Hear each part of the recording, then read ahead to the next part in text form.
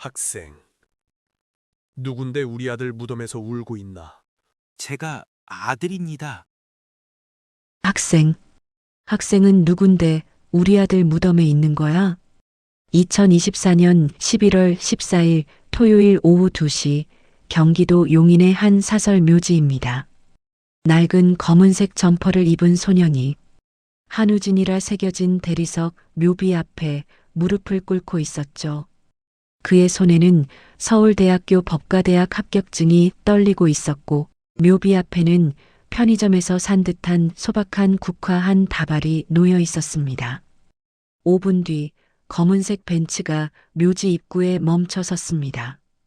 운전기사가 차 문을 열자 70대로 보이는 백발의 노부부가 천천히 내렸죠.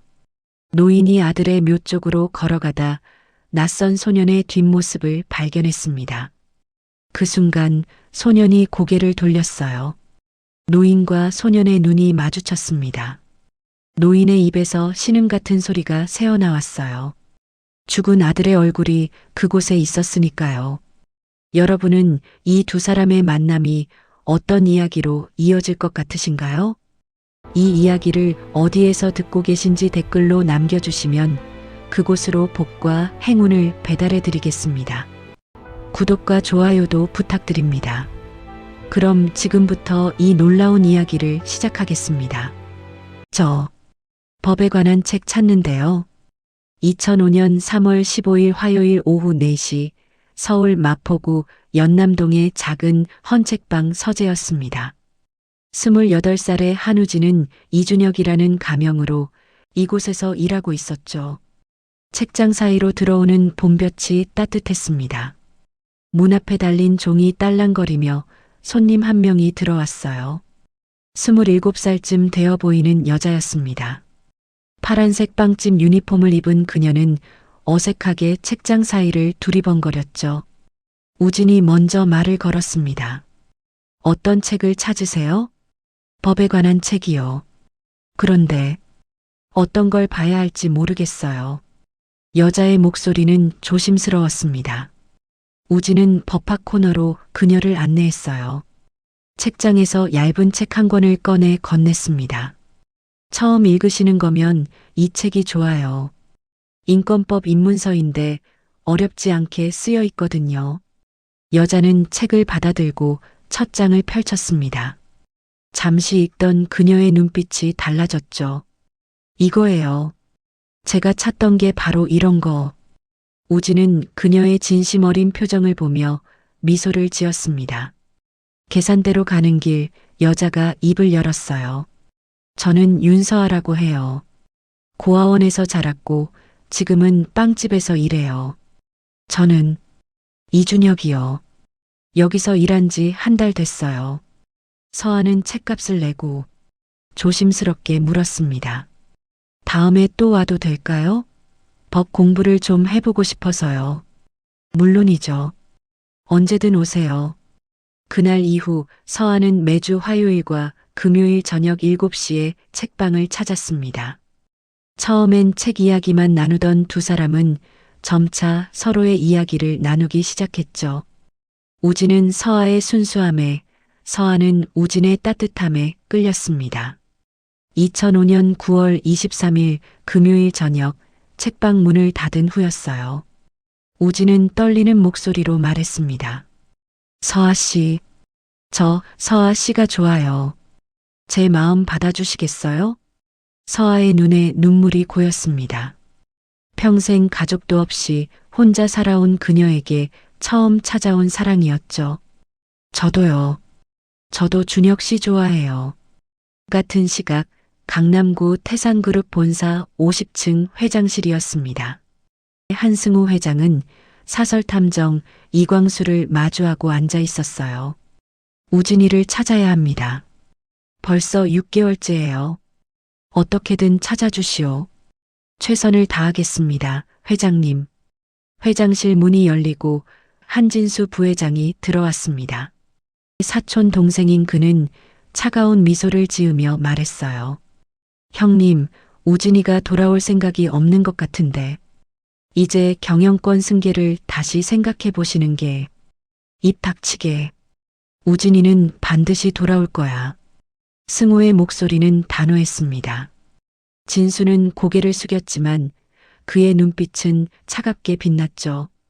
복도로 나온 진수는 비서 최민호에게 낮은 목소리로 지시했습니다. 우진의 행방, 우리도 따로 알아봐. 절대 형님보다 늦으면 안 돼. 시간이 흘러 2005년 11월 10일 목요일 저녁이었습니다. 연남동의 작은 빵집 앞 서아는 우진을 만났어요. 그녀의 표정이 평소와 달랐습니다. 불안하면서도 설레는 얼굴이었죠. 준혁 씨, 저 할 말이 있어요. 무슨 일이에요? 저 임신했어요. 우리 아기예요. 우진의 눈이 커졌습니다. 그는 서아를 끌어안았어요. 서아야 고마워. 정말 고마워요. 우진의 눈에서 눈물이 흘렀습니다. 이제 더 이상 숨길 수 없었어요. 진실을 말해야 할 때가 왔습니다. 서아야, 다음 주에 꼭 할 말이 있어요. 그때 들어주세요. 그날 밤 우진은 작은 고시원 방에서 부모님께 드릴 편지를 쓰기 시작했습니다. 아버지, 어머니, 이제 집으로 돌아가겠습니다. 하지만 제가 사랑하는 사람과 함께요. 서아야, 곧 도착해요. 2005년 11월 15일 화요일 저녁 7시 종로 3가 귀금속 상가 2층이었습니다. 한우진은 작은 반지 가게 앞에 서 있었어요.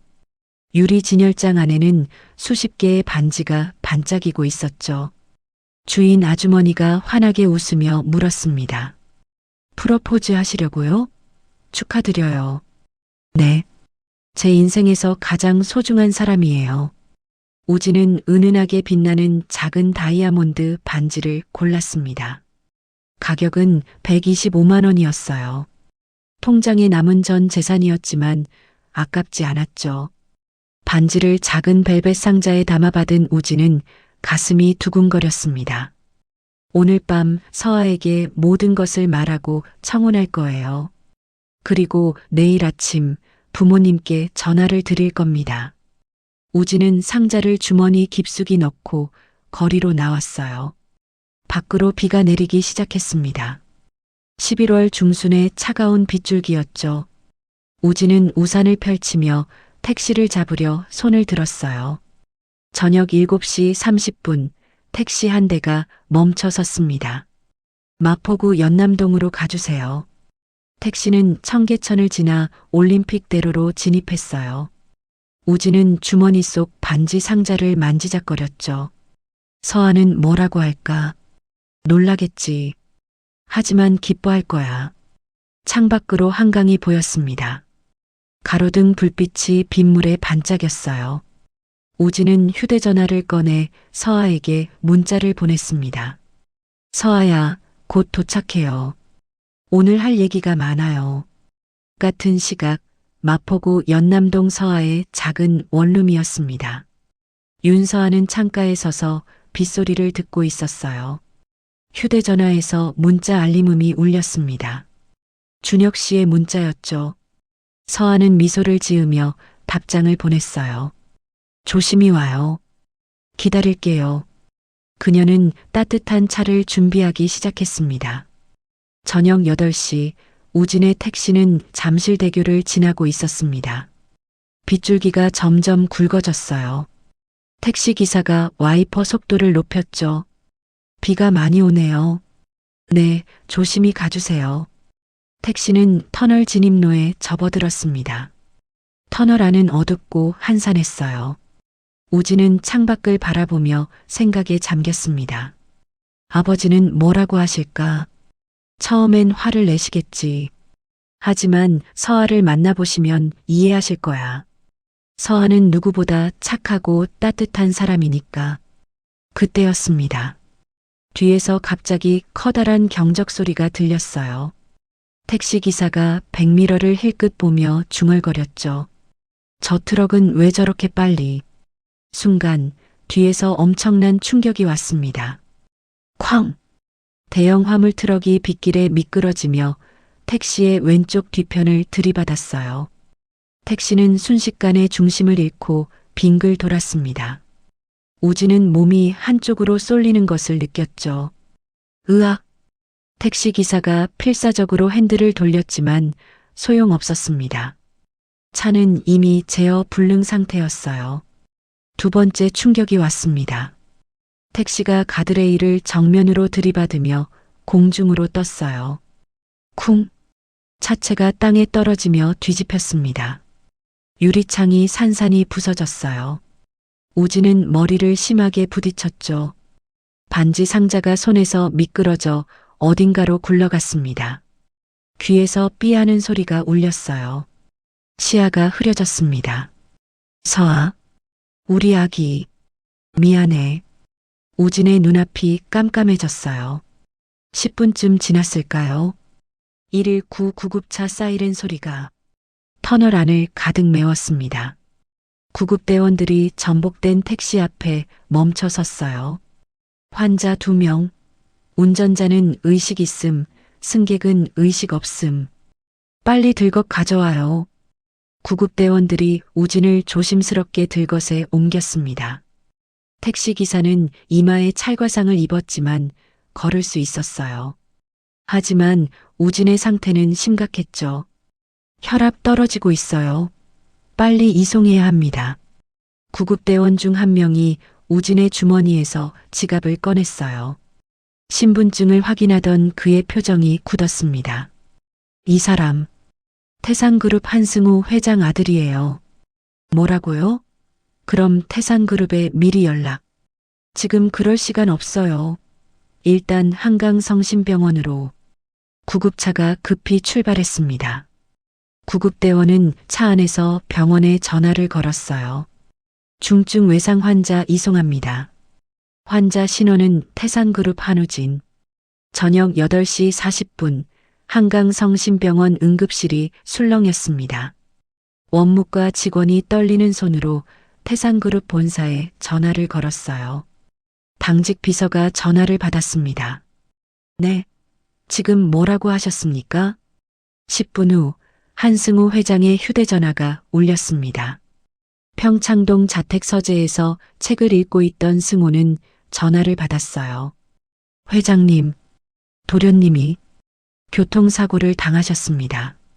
책이 승우의 손에서 떨어졌습니다.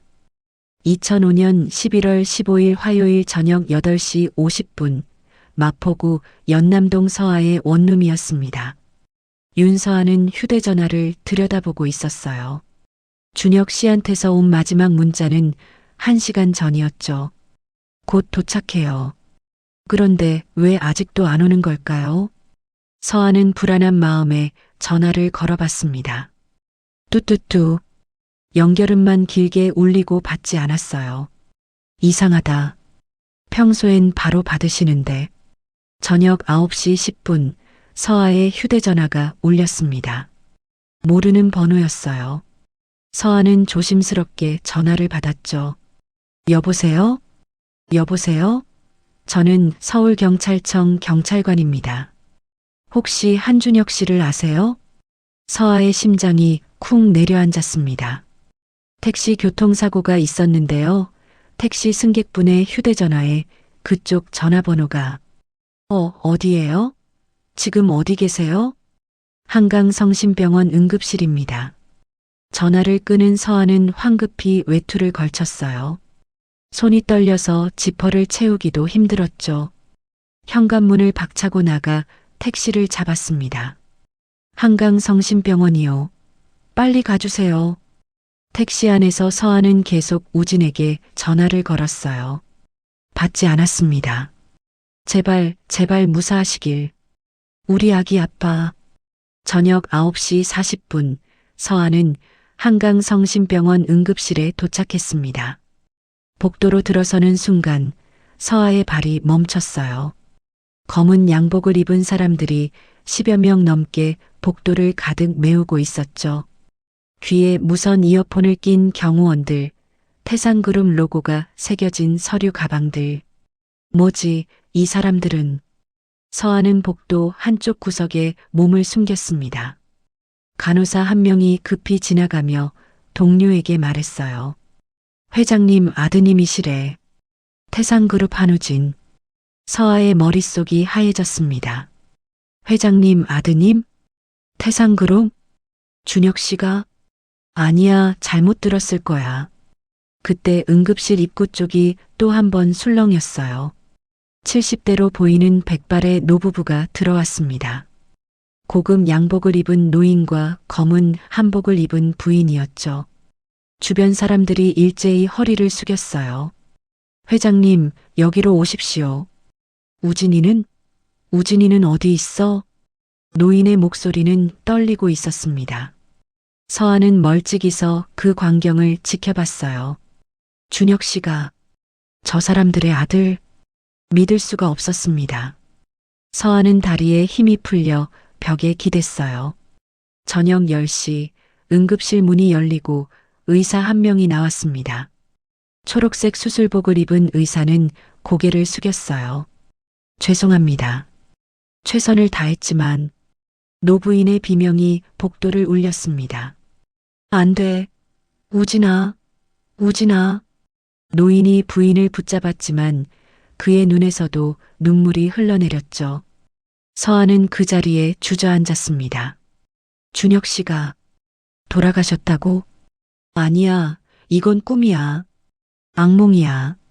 서아의 눈에서 눈물이 쏟아졌어요. 복도 반대편 구석에 서 있던 한진수가 이 광경을 지켜보고 있었습니다. 그는 차가운 표정으로 주변을 살폈어요. 그때 눈에 들어온 것이 있었죠.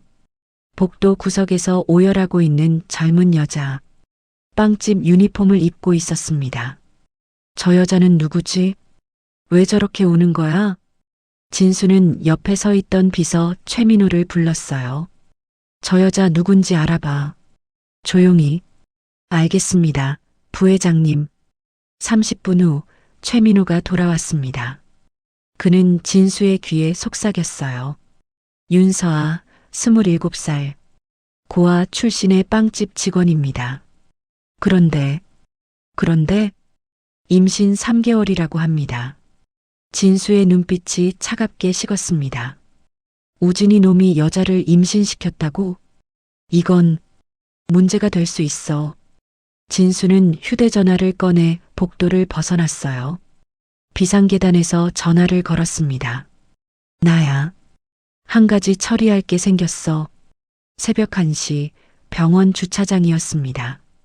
서아는 멍한 얼굴로 병원을 나왔어요. 준혁 씨는? 아니, 한우진 씨는 이미 영안실로 옮겨졌죠. 서아는 그의 얼굴조차 보지 못했습니다. 경호원들이 막았거든요. 그녀는 주차장 한쪽에 서서 눈물을 닦았어요. 나 같은 사람은 들어갈 자격도 없는 거구나. 그때였습니다. 검은색 승용차 한 대가 서아 앞에 멈춰 섰어요. 차에서 50대 초반의 남자가 내렸습니다. 박철민이었죠. 그는 서아에게 천천히 다가왔어요. 윤서아 씨 맞죠? 누구세요? 저는 병원 관계자입니다. 잠깐 얘기 좀 하시죠. 박철민의 목소리는 낮고 차가웠습니다. 한우진 씨와 어떤 사이셨습니까? 저는 연인이었어요. 그리고 저 임신했어요. 우진 씨 아기를. 박철민은 서아의 말을 끊었어요. 들으세요, 윤서아 씨. 태상그룹이 어떤 곳인지 아시죠? 거기 며느리가 되려면. 그는 서아를 위아래로 훑어봤습니다. 고아 출신의 빵집 직원? 농담하시는 겁니까? 서아의 얼굴이 창백해졌어요. 조용히 사라지세요. 그게 당신과 그 아이를 위한 길입니다. 괜히 나서다가는. 박철민은 말끝을 흐렸습니다. 하지만 그 눈빛이 모든 걸 말해주고 있었죠. 위협이었어요. 서아는 온몸이 얼어붙는 것 같았습니다. 알아들으셨죠? 다시는 이 병원에도 태상그룹 근처에도 나타나지 마세요. 박철민은 차에 올라타 사라졌습니다. 주차장에 홀로 남은 서아는 배를 감싸 안았어요. 아기야, 우리 어떡하지? 2006년 8월 3일 목요일 오전 10시 서울 관악구의 작은 산부인과였습니다. 윤서아는 홀로 진통을 견디며 아들을 낳았어요. 간호사가 아기를 서아의 품에 안겨줬죠. 작고 붉은 얼굴의 아기였습니다. 서아는 아기를 내려다보며 눈물을 흘렸어요. 준서야. 한준서. 내 아빠 성을 물려받았어. 아기의 손가락이 서아의 손을 꼭 쥐었습니다. 이 아이만큼은 꼭 지켜야 해. 서아는 그렇게 다짐했죠. 시간이 흘러 2015년 12월 24일 목요일이었습니다. 크리스마스 이브 오후 2시 10살이 된 준서는 엄마 손을 잡고 용인 묘지를 찾았어요. 낡은 패딩을 입은 준서는 묘비 앞에 국화꽃을 놓았습니다. 서아가 준서의 머리를 쓰다듬으며 말했어요. 준서야, 여기 내 아버지 계셔. 좋은 분이셨단다. 아빠, 저 준서예요. 안녕하세요. 준서는 묘비에 적힌 이름을 손으로 천천히 따라 그렸습니다. 한우진. 이게 아빠 이름이구나. 서아는 아들의 뒷모습을 바라보며 가슴이 먹먹했어요. 이 아이에게 아버지를 만나게 해주지 못해서 미안했죠. 다음 날 새벽 5시 서아는 갑자기 쓰러졌습니다. 원룸 화장실 바닥에 고꾸라진 거예요. 준서가 엄마를 흔들었죠. 엄마, 일어나요. 119 구급차가 도착했고 서아는 관악구의 한 대학병원으로 실려갔습니다. 의사는 심각한 표정으로 진단을 내렸어요. 말기 췌장암이었죠. 이미 온몸으로 퍼진 상태였습니다. 2016년 1월 10일 일요일 새벽 4시였습니다. 서아는 병상에 누워 준서의 손을 잡고 있었어요. 10살 아이의 손은 너무 작고 따뜻했죠. 서아는 가방에서 낡은 수첩 하나를 꺼냈습니다. 준서야, 이거 아빠가 너한테 남기신 거야. 힘들 때 읽어봐. 엄마는 어디 가요? 엄마는 아빠한테 가는 거야. 준서 혼자 두고 가서 미안해. 서아의 눈에서 눈물이 흘러내렸어요. 아빠 원망하지 마. 아빠는 좋은 분이셨어. 그리고 준서야. 서아는 마지막 힘을 다해 말했습니다. 넌 아빠를 닮아서 꼭 훌륭한 사람이 될 거야. 새벽 5시 20분 서아는 조용히 눈을 감았습니다. 준서는 엄마의 차가워지는 손을 놓지 못했어요. 간호사가 울고 있는 준서를 떼어내야 했죠. 장례를 치른 후 준서는 관악구 봉천동 5평짜리 원룸으로 돌아왔습니다. 텅 빈 방이었어요. 엄마 냄새만 희미하게 남아 있었죠. 준서는 엄마가 준 수첩을 펼쳤습니다. 첫 장에 아버지의 필체가 적혀 있었어요. 서아에게, 우리 아이에게. 법으로 약자를 지키는 변호사가 되고 싶었다. 준서는 수첩을 가슴에 안았습니다.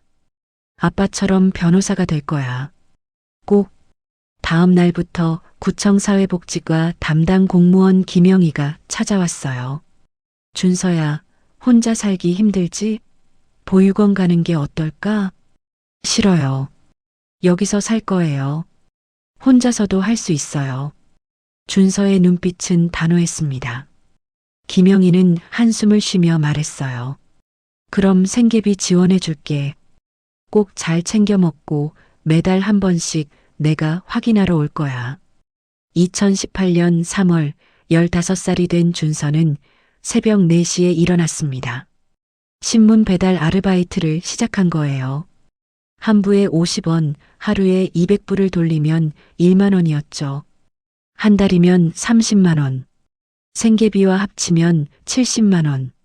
방세 25만 원을 내고도 생활할 수 있었습니다. 낮에는 관악구 시립도서관에서 검정고시를 준비했어요. 밤에는 편의점 알바를 했죠. 2020년 4월 21일 17살 준서는 고등학교 졸업 검정고시 시험장에 들어섰습니다. 낡은 운동화에 얼룩진 청바지를 입은 준서를 주변 학생들이 힐끗힐끗 봤어요. 준서는 신경 쓰지 않고 문제를 풀었습니다. 한 달 후 합격 통보를 받았죠.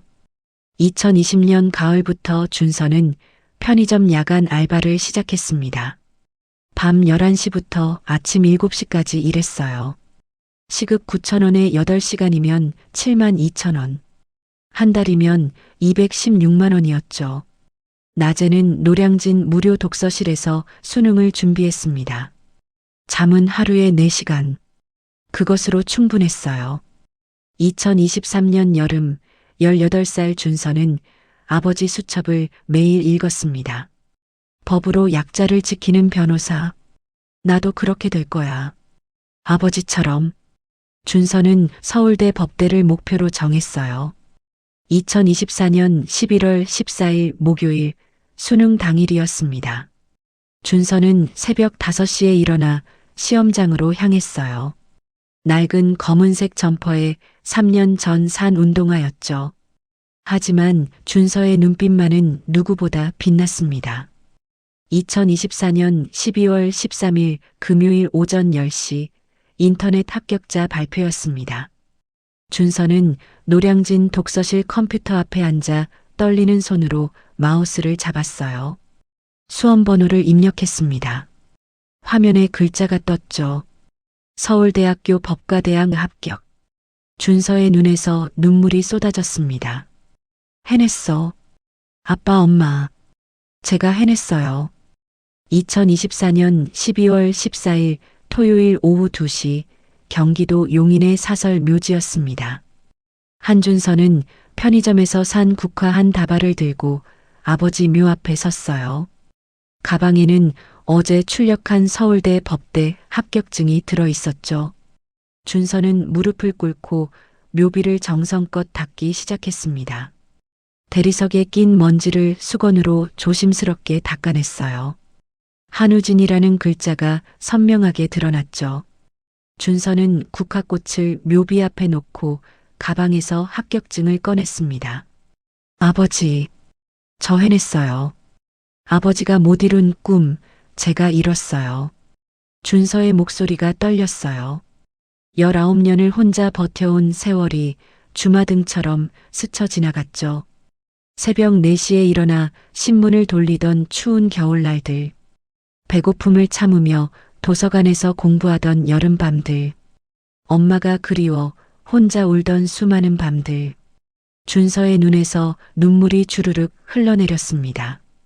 같은 시각 묘지 입구에 검은색 벤츠가 멈춰 섰어요. 70세의 한승우 회장과 68세의 박은주가 차에서 내렸습니다. 운전기사 강대식이 차 문을 열어주며 고개를 숙였죠. 승우 부부는 아들이 보고 싶을 때 가끔씩 이곳을 찾았어요. 은주는 손에 하얀 국화 다발을 들고 천천히 걸었어요. 승우가 아내의 팔을 부축했죠. 아들의 묘가 보이는 곳에서 승우의 발걸음이 멈췄습니다. 낯선 소년이 아들 묘 앞에 무릎을 꿇고 있었어요. 누구지? 승우는 묘지 관리인 박상철을 불렀습니다. 저 소년은 누구요? 아, 저 학생이요? 몇 년 전부터 가끔 오더라고요. 한 달에 한 번쯤요? 뭐라고? 몇 년 전부터?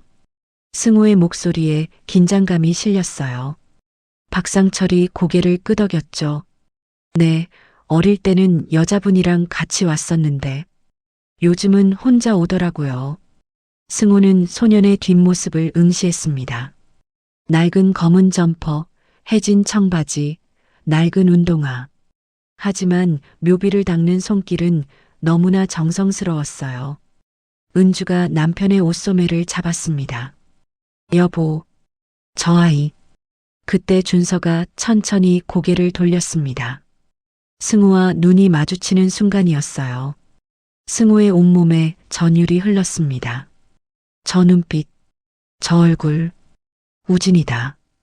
은주의 손이 입을 막았어요. 남편과 똑같은 것을 본 거죠. 죽은 아들이 19살 때의 모습 그대로였습니다. 승우는 다리에 힘이 풀려 비틀거렸어요. 은주가 남편을 부축했죠. 두 사람은 천천히 준서에게 다가갔습니다. 준서는 놀란 표정으로 일어섰어요. 처음 보는 노부부였지만 왠지 모를 친근함이 느껴졌죠. 승우가 떨리는 목소리로 물었습니다. 학생은 누군데 여기에 있나? 저는 한준서라고 합니다. 안씨? 승우의 심장이 쿵 내려앉았어요. 우진이 성을 가진 아이라고? 내가 왜 여기를? 준서는 가방에서 합격증을 꺼내 보여줬습니다. 저 오늘 서울대 법대 합격해서요. 아버지께 보여드리려고. 승우가 합격증을 받아들었어요. 서울대학교 법과대학, 성명 한준서. 손이 떨려서 합격증을 제대로 잡을 수가 없었습니다. 은주가 남편 어깨 너머로 합격증을 보고 흐느끼기 시작했어요. 손주, 우리 손주. 준서는 어리둥절한 표정이었습니다. 손주라니 무슨 말씀이시지? 승우가 간신히 입을 열었어요. 너희 어머니는 돌아가셨어요. 제가 10살 때요. 아버지는? 준서는 뒤에 묘비를 가리켰습니다. 여기 계세요. 제가 태어나기 전에 교통사고로 돌아가셨대요. 승우는 무릎이 꺾이며 주저앉았어요. 우진이에게 아들이 있었다니. 은주가 준서의 얼굴을 두 손으로 감싸쥐었습니다. 너, 내 어머니 이름이 뭐니?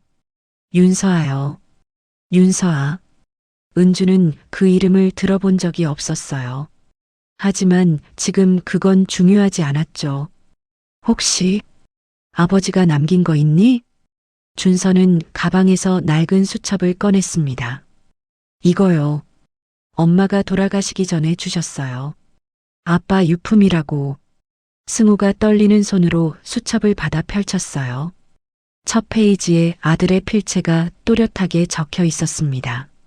서아에게, 우리 아이에게. 너희가 내 인생 최고의 선택이야. 다음 장에는 이렇게 쓰여 있었죠. 법으로 약자를 지키는 변호사가 되고 싶었다. 승우의 눈에서 눈물이 쏟아졌습니다. 우진아, 내가 정말 원했던 건 이거였구나. 경영이 아니라 법조인. 아버지가 막았던 내 꿈. 은주가 준서를 끌어안았어요. 미안해. 우리가 너희를 몰라봐서. 준서는 생전 처음 느껴보는 따뜻한 품이었습니다. 할머니 품. 이게 가족이구나. 준서도 참았던 눈물을 터뜨렸어요. 할머니, 할아버지. 승우가 손자를 꼭 껴안았습니다. 묘지에서 세 사람은 한참을 울었어요. 19년의 그리움이 눈물로 쏟아졌죠. 해질녘 햇살이 그들을 비추고 있었습니다. 승우는 우진의 묘비를 쓰다듬으며 속으로 다짐했어요. 우진아, 내 아들 아빠가 잘 지켜줄게. 이 아이가 우리 손주입니다. 2024년 12월 15일 일요일 오전 10시 강남구 평창동이었습니다. 한승우의 검은 벤츠가 높은 담장으로 둘러싸인 저택 정문 앞에 멈춰 섰어요. 준서는 차 안에서 바깥을 내다보며 입을 다물지 못했습니다. 드라마에서나 봤던 대저택이었죠. 넓은 정원, 분수, 2층짜리 양옥집. 여기가 할아버지 댁이라고? 현관문이 열리고 60대 초반의 집사 김순옥이 나왔어요. 뒤따라 50대 후반의 요리사 이정숙도 나왔죠. 두 사람은 준서를 보고 눈이 휘둥그레졌습니다. 회장님, 이 아드님은 우리 손주야. 우진이 아들이고. 김순옥의 손이 입을 막았어요. 도련님께 아드님이 계셨다니. 이정숙은 눈물을 글썽이며 준서에게 다가왔습니다. 어머나, 도련님 어릴 때랑 똑같아요. 은주가 준서의 손을 잡고 집 안으로 들어갔어요. 대리석 바닥에 넓은 거실, 샹들리에가 달린 높은 천장. 준서는 5평짜리 원룸에서 살던 자신이 꿈속에 들어온 것만 같았죠. 준서야, 이제 여기가 내 집이란다. 은주는 준서를 2층으로 안내했습니다. 복도 끝에 방문을 열었어요. 넓은 방 안에는 침대, 책상, 옷장이 갖춰져 있었죠. 창밖으로는 남산타워가 보였습니다. 우진이 방 옆이야. 오늘부터 여기서 지내렴. 준서는 방 한가운데 서서 주변을 둘러봤어요. 이 방 하나가 자기가 살던 원룸보다 컸습니다. 믿기지가 않았죠. 오후 2시 은주는 준서를 데리고 백화점으로 갔습니다. 정장 코너에서 점원이 준서의 치수를 재기 시작했어요. 할머니, 이거 너무 비싼 거 아니에요? 우리 손주한테 당연한 거야. 마음에 드는 거 골라봐. 준서는 평생 처음 맞춰보는 정장에 어색했습니다. 거울 속 자신의 모습이 낯설었어요. 은주는 구두, 와이셔츠, 넥타이까지 모두 준비해줬죠. 계산대에서 카드를 내밀며 말했습니다. 필요한 거 더 있으면 언제든 말해. 2024년 12월 20일 금요일 오후 3시 태상그룹 본사 60층 대회의실이었습니다. 긴급 이사회가 소집됐어요. 20명의 이사들이 테이블에 둘러앉아 있었죠. 한진수 부회장도 그중 한 명이었습니다. 승우가 회의실 문을 열고 들어왔어요. 오늘 중요한 발표가 있어서 여러분을 모셨습니다. 승우는 테이블 위에 서류 한 장을 내려놓았습니다. DNA 친자 확인서였어요. 제 손자를 찾았습니다. 우진이 아들입니다. 회의실이 술렁거렸습니다. 진수의 얼굴에서 핏기가 가셨어요. 손자라고? 우진이 놈한테 자식이 있었다고? 한준서 19살입니다. 앞으로 우리 가문의 일원으로 대하시기 바랍니다. 진수는 억지로 미소를 지었습니다. 축하드립니다, 형님. 하지만 그의 주먹은 테이블 아래에서 굳게 쥐어져 있었죠. 이건 문제야. 저 아이가 살아있으면 내 입지가 흔들려. 회의가 끝난 후 진수는 비서 최민호를 불렀어요. 한준서에 대해 뭐든지 알아봐. 어디 사는지, 뭐 하는지 전부. 알겠습니다, 부회장님. 2024년 12월 23일 월요일 밤 10시였습니다. 준서는 평창동 저택에서의 생활에 조금씩 적응하고 있었어요. 그날도 도서관에서 법학책을 빌려 읽다가 집으로 돌아가는 길이었죠. 운전기사 강대식이 모는 차를 타고 있었습니다. 도련님, 곧 도착합니다. 강남대로를 달리던 차였어요. 백미러로 뒤를 확인하던 강대식의 표정이 굳었습니다. 이상한데요. 검은색 SUV 한 대가 계속 따라오고 있었어요. 신호등에서 멈췄다가 출발할 때도 차선을 바꿀 때도 강대식은 일부러 골목길로 꺾어 들어갔습니다. SUV도 따라 들어왔어요. 이건 우연이 아니야.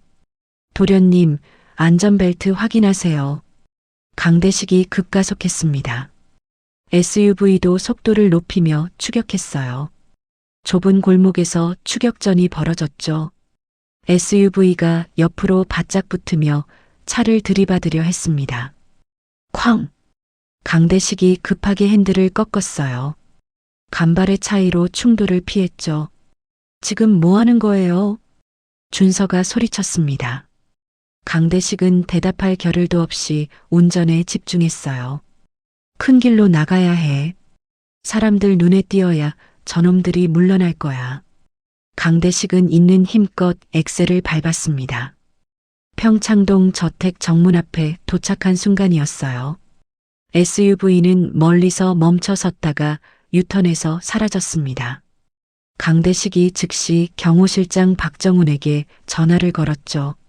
실장님, 누군가 도련님을 추격했습니다. 뭐? 지금 당장 경찰에 신고하고 CCTV 확보해. 30분 후 승우는 서재에서 박정훈의 보고를 받았습니다. 회장님, 도련님을 노린 게 확실합니다. 승우의 얼굴이 굳었어요. 손주를 노린다고? 누가 감히? 당장 24시간 경호를 붙여. 학교 갈 때도 집에 있을 때도. 알겠습니다. 승호는 창밖을 내다보며 주먹을 쥐었습니다. 누군가 우리 가족을 해치려 하고 있어. 2024년 12월 25일 수요일 밤 11시 크리스마스였습니다. 은주는 준서를 위해 트리를 장식하고 선물을 준비했어요. 하지만 준서는 자기 방에서 혼자 앉아 있었죠. 침대 위에는 아버지의 낡은 수첩이 놓여 있었습니다. 준서는 수첩을 다시 펼쳤어요. 할아버지가 보셨던 부분은 이미 여러 번 읽었죠. 그런데 뭔가 이상했습니다. 마지막 장이 두껍게 느껴졌어요. 준서는 불빛에 비춰봤습니다. 페이지 2장이 접착제로 붙어 있었어요. 조심스럽게 손톱으로 떼어내기 시작했죠. 직. 종이가 조금씩 분리됐습니다. 숨겨진 페이지가 나타났어요. 거기에는 아버지의 급하게 쓴 글씨가 있었습니다. 진수 삼촌이 자꾸 경영권 이야기를 한다. 오늘도 협박조로 말했다. 뭔가 불안하다. 만약 내게 무슨 일이 생기면. 글은 거기서 끝나 있었어요. 준서의 손이 떨렸습니다. 진수 삼촌? 그게 한진수 부회장? 아버지한테 무슨 일이 있었던 거야? 2024년 12월 26일 목요일 새벽 6시 평창동 저택이었습니다. 한준서는 잠을 한숨도 못 잤어요. 어젯밤 발견한 아버지의 메모가 머릿속을 떠나지 않았죠. 진수 삼촌. 협박. 뭔가 불안하다. 준서는 수첩을 들고 할아버지 서재로 향했습니다. 승우는 이미 깨어 있었어요. 일찍 일어나는 습관이 몸에 밴 사람이었죠. 할아버지, 이거 봐주세요. 준서가 수첩에 숨겨진 페이지를 보여드렸습니다. 승우는 안경을 쓰고 글을 읽기 시작했어요. 점점 얼굴이 굳어갔죠. 진수, 경영권, 협박. 승우의 손이 떨렸습니다. 설마 그럴 리가. 준서야, 이 수첩 잠깐 빌려도 될까? 네, 할아버지. 승우는 즉시 휴대전화를 꺼냈어요. 전화번호부에서 이름 하나를 찾았죠. 정태영 변호사. 법무법인 정도의 대표였습니다. 정 변호사, 나야. 지금 당장 만나야겠어. 오전 9시 서초동 법무법인 정도 사무실이었습니다. 승우는 우진의 수첩을 테이블 위에 놓았어요. 50대 중반의 정태영 변호사가 수첩을 펼쳐 읽었죠. 회장님, 이건 우진이 죽음이 단순 사고가 아닐 수도 있어. 재조사를 의뢰하고 싶네. 정태영은 고개를 끄덕였습니다. 제가 아는 형사가 있습니다. 서울지방경찰청 강력계 강태윤 반장님이요. 2024년 12월 28일 토요일 오전 10시 서울지방경찰청 강력계였습니다. 50대 초반의 강태윤 형사반장이 모니터를 응시하고 있었어요. 화면에는 19년 전 한우진 교통사고 당시의 블랙박스 영상이 재생되고 있었죠. 정태영 변호사가 옆에 서서 함께 지켜봤습니다. 빗길의 터널, 우진의 택시, 뒤에서 접근하는 대형 화물 트럭. 강태윤은 영상을 멈추고 프레임을 하나씩 넘겼어요. 여기 보세요.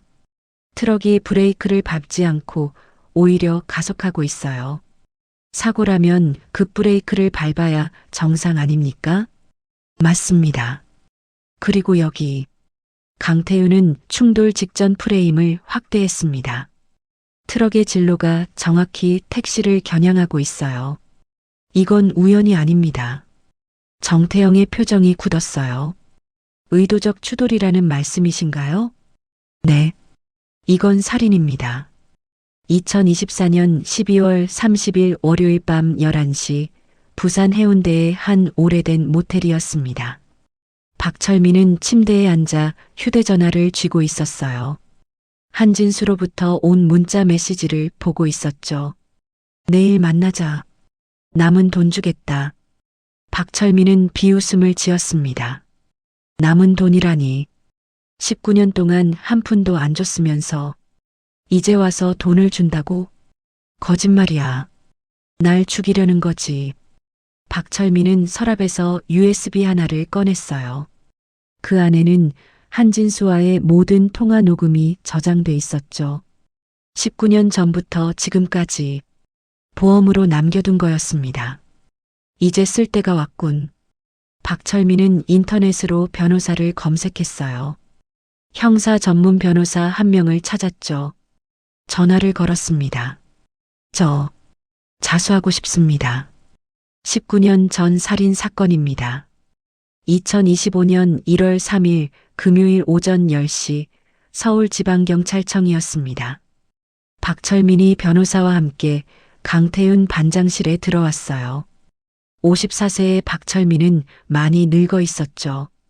머리는 반백이 됐고 얼굴엔 주름이 가득했습니다. 제가 2005년 11월 15일 한우진 씨를 죽였습니다. 강태윤이 녹음기를 켰어요.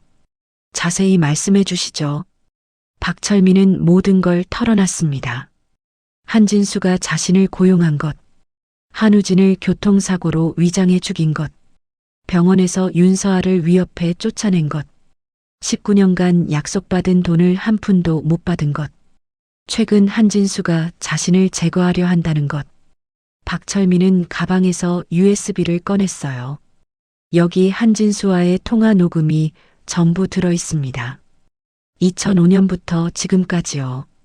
그는 또 다른 서류를 내밀었습니다. 이건 한진수 명의의 페이퍼 컴퍼니 계좌 내역이에요. 제게 돈을 주겠다고 만든 건데 한 푼도 안 들어왔죠. 강태윤은 USB를 받아들고 컴퓨터에 연결했어요. 파일을 재생했습니다. 한진수의 목소리가 들렸죠.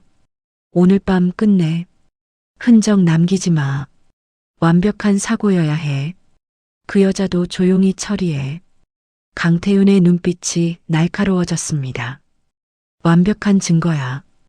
2025년 1월 5일 일요일 새벽 6시 한진수의 용산구 자택이었습니다. 초인종이 울렸어요. 한진수가 잠옷 차림으로 현관문을 열었죠. 강태윤 반장과 형사 5명이 서 있었습니다. 한진수 씨 살인교사 및 살인방조, 살인미수 혐의로 긴급 체포합니다. 뭐라고? 한진수의 얼굴이 새하얘졌어요. 형사들이 수갑을 채웠죠. 끝났어. 모든 게 끝났어. 2025년 1월 10일 금요일 오후 3시 평창동 저택 거실이었습니다. 승우와 은주는 강태윤 반장의 최종 보고를 듣고 있었어요. 준서도 옆에 앉아 있었죠. 박철민의 진술에 따르면 윤서아 씨가 병원에서 한진수에게 위협받았다고 합니다. 은주의 얼굴이 창백해졌어요. 며느리가 쫓겨난 거였어요? 네. 박철민이 병원 주차장에서 윤서아 씨를 위협했습니다. 조용히 사라지라고요. 승우는 주먹을 불끈 쥐었습니다. 우리가 며느리를 지키지 못했구나. 은주는 눈물을 흘리며 준서를 바라봤어요. 준서야, 미안해. 우리가 내 엄마를 몰라봐서. 준서도 눈물을 참지 못했습니다. 할머니, 엄마는 할머니, 할아버지를 원망하지 않았어요. 그냥 제가 거부당할까봐 두려워하셨대요. 세 사람은 서로를 끌어안고 울었습니다. 19년의 오해가 풀리는 순간이었어요. 2025년 3월 5일 목요일 오후 2시 서울중앙지방법원 417호 법정이었습니다. 김성우 부장판사가 판결문을 낭독하고 있었어요. 방청석 첫 줄에 앉은 한준서는 고개를 들고 판사를 바라봤죠.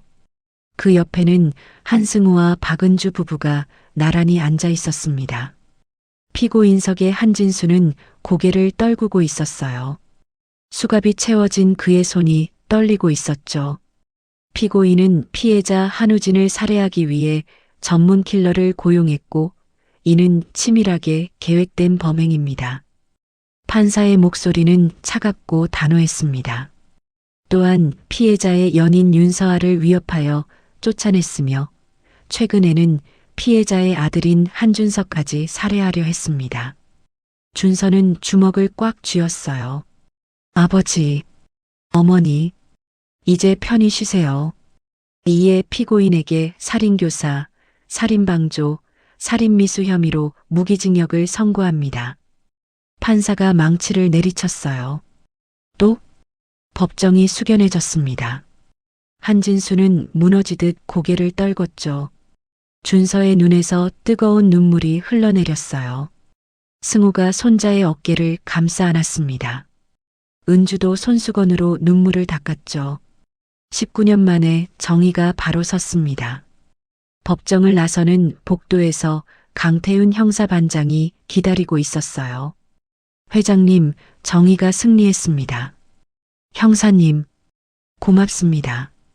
정말 고맙습니다. 승우는 깊이 고개를 숙였습니다. 2025년 3월 20일 목요일 오전 10시 인천 계양구의 한 공동묘지였습니다. 윤서아의 묘가 있는 곳이었어요. 작고 초라한 묘비였죠. 윤서아. 준서는 어머니 묘 앞에서 무릎을 꿇고 있었습니다. 엄마, 이제 아빠 곁으로 가요. 승우와 은주가 함께 서 있었어요. 이장업체 직원들이 조심스럽게 묘를 옮기기 시작했죠. 은주는 며느리 묘비를 쓰다듬으며 흐느꼈습니다. 며느라, 미안해. 진작 찾았어야 했는데. 오후 3시 용인의 한우진 묘 옆자리였습니다. 새로운 묘비가 세워졌어요. 대리석에 정성스럽게 새겨진 글자. 사랑하는 며느리 윤서아. 우진의 묘 옆에 나란히 놓인 서아의 묘. 마침내 두 사람이 함께하게 됐습니다. 준서는 두 묘비 앞에 국화꽃을 놓으며 말했어요. 아빠, 엄마, 이제 함께 계세요. 외롭지 않게요. 승우가 며느리 묘비에 손을 얹었습니다. 고맙다, 며느라. 우진이를 사랑해줘서, 그리고 우리 손주를 낳아줘서. 2025년 4월 1일 화요일 오전 10시 서울대학교 법과대학 입학식장이었습니다. 신입생들이 강당을 가득 메우고 있었어요. 그중 한 명인 준서는 검은 정장을 단정하게 입고 앉아 있었죠. 객석에는 승우와 은주가 함께했습니다. 두 사람의 얼굴에는 자랑스러움이 가득했어요. 제74회 서울대학교 법과대학 입학식을 시작하겠습니다. 사회자의 목소리가 울려 퍼졌습니다. 학장이 단상에 올라 신입생들을 축하했어요. 여러분은 오늘부터 법의 수호자로서 첫걸음을 내딛습니다. 준서는 가슴이 벅찼어요. 아버지가 이루지 못한 꿈. 내가 이뤄드릴게요. 입학식이 끝나고 학생들이 기념 촬영을 했죠. 승우와 은주가 준서와 함께 사진을 찍었습니다. 가족 사진이었어요. 처음으로 찍는 진짜 가족 사진. 오후 4시 세 사람은 용인 묘지를 찾았습니다. 우진과 서아의 묘 앞에 나란히 섰어요. 준서는 서울대 입학 허가증을 묘비 앞에 놓으며 말했습니다. 아버지, 어머니, 저 서울대 법대생이 됐어요. 아버지가 못 이룬 꿈, 제가 이어갈게요. 승우가 며느리 묘비 앞에 무릎을 꿇었어요. 며느라, 우리가 너무 늦게 찾아왔어. 하지만 이제부터라도 준서 잘 지킬게. 은주도 눈물을 흘리며 말했죠. 손주가 훌륭한 사람이 되도록 아들 못지않게 사랑하겠어요. 저녁 6시 해가 지기 시작했습니다. 붉은 노을이 하늘을 물들이고 있었어요. 묘지 위로 따뜻한 봄바람이 불어왔죠. 준서는 두 묘비를 번갈아 바라보며 속으로 다짐했습니다. 아버지, 어머니, 저 열심히 살게요. 약자를 지키는 훌륭한 변호사가 될게요. 두 분이 자랑스러워하실 사람이 되겠습니다. 승우는 손자의 어깨에 손을 얹었어요. 준서야, 우진이가 너를 보면 얼마나 자랑스러워할까. 할아버지, 저 최선을 다할게요. 세 사람은 한참 동안 그곳에 머물렀습니다. 노을이 점점 짙어지고 있었어요. 차가운 바람이 불었지만 마음만은 따뜻했죠. 승우는 아들에게 말을 건넸습니다. 우진아, 내 아들 정말 훌륭하구나. 내가 서아를 사랑한 것도 준서를 남긴 것도 모두 옳은 선택이었어. 아빠가 내 뜻을 이어 준서를 잘 키우마. 약속한다. 밤이 되어 별이 뜨기 시작했습니다. 세 사람은 천천히 묘지를 나섰어요. 뒤돌아보니 두 묘비가 나란히 서 있었죠. 마치 두 사람이 손을 잡고 서 있는 것 같았습니다. 준서는 마지막으로 고개를 숙여 인사했어요. 아버지, 어머니, 안녕히 계세요. 다음 주에 또 올게요. 차에 오른 세 사람은 평창동 집으로 향했습니다. 이제 그곳이 준서의 진짜 집이었어요. 가족이 함께하는 따뜻한 집. 창밖으로 서울의 야경이 반짝이고 있었죠. 준서는 가방 속 아버지 수첩을 만지작거렸습니다. 이 수첩이 모든 진실을 밝혀줬어요. 그리고 가족을 찾아줬죠. 때로는 진실이 늦게 밝혀지더라도 결국 정의는 승리합니다. 그리고 사랑은 어떤 어둠도 이겨냅니다. 한우진과 윤서아의 사랑이 그랬고 그들이 남긴 아들 준서가 그 증거였어요. 19년이라는 긴 시간이 걸렸지만 가족은 다시 하나가 됐습니다. 여러분은 이 이야기에서 무엇을 느끼셨나요? 가족의 의미, 정의의 가치, 그리고 포기하지 않는 희망에 대해 어떻게 생각하시나요? 댓글로 여러분의 소중한 생각을 들려주세요. 그리고 이 이야기가 감동적이셨다면 좋아요와 구독으로 응원해주세요. 여러분의 관심이 더 좋은 이야기를 만드는 힘이 됩니다. 감사합니다.